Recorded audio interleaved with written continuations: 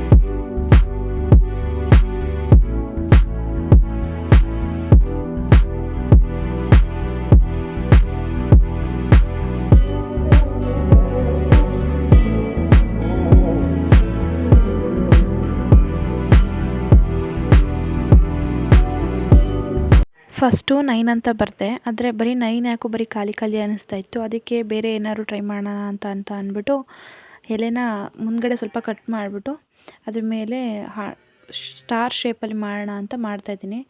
ತುಂಬ ಕಷ್ಟ ಆಯಿತು ಮಾಡೋಕ್ಕೆ, ಅದು ಎಲೆ ಕೂರ್ತಾನೇ ಇರಲಿಲ್ಲ. ಆದರೂ ಸ್ವಲ್ಪ ಹೆಂಗೋ ಟ್ರೈ ಮಾಡಿ ಮಧ್ಯದಲ್ಲಿ ಒಂದು ಸ್ಟಾರ್ ಥರ ಇಟ್ಬಿಟ್ಟು ಆಮೇಲೆ 4 ಸೈಡು ಒಂದೊಂದು ಸ್ಟಾರ್ ಇಟ್ಟು ರೆಡಿ ಮಾಡಿದೆ. ಫೈನಲಿ ಈ ಥರ ರೆಡಿ ಮಾಡಿದ್ದೀನಿ.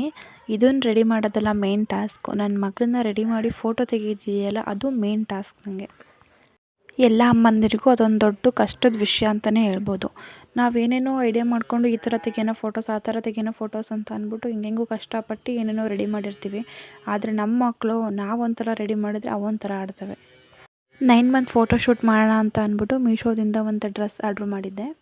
ಅದು ಬಂದಿತ್ತು, ತುಂಬ ಚೆನ್ನಾಗಿ ಬಂದಿದೆ ಕ್ವಾಲಿಟಿ. ಇದನ್ನೇ ಹಾಕಿ ಫೋಟೋ ತೆಗಿಬೇಕು ಇವಾಗ ನನ್ನ ಮಗಳದು. ನೋಡಿ ಬರೀ ಅಳ್ತಾ ಇದ್ದಾಳೆ. ಫೋಟೋ ತೆಕ್ಕೊಳ್ಳೋಣ ಅಂತ ಅಂದರೆ ಒಂದು ಚೆನ್ನಾಗಿ ಬರ್ತಿಲ್ಲ. ಅದರಲ್ಲೂ ಕಷ್ಟಪಟ್ಟು 1-2 ಚೆನ್ನಾಗಿ ಬಂದಿದೆ. ಇವಾಗ ತೋರಿಸ್ತೀನಿ ನೋಡಿ. ಅದು ವಿಡಿಯೋ ಇಷ್ಟ ಆದರೆ ಲೈಕ್ ಮಾಡಿ, ಕಮೆಂಟ್ ಮಾಡಿ. ಹಾಗೆ ಯಾರೆಲ್ಲ ನನ್ನ ವೀಡಿಯೋನ ಸಬ್ಸ್ಕ್ರೈಬ್ ಮಾಡ್ದಲೇ ನೋಡ್ತಾ ಇದ್ದೀರಾ, ದಯವಿಟ್ಟು ಸಬ್ಸ್ಕ್ರೈಬ್ ಮಾಡ್ಕೊಂಡು ವಿಡಿಯೋ ನೋಡಿ. Thank you for watching.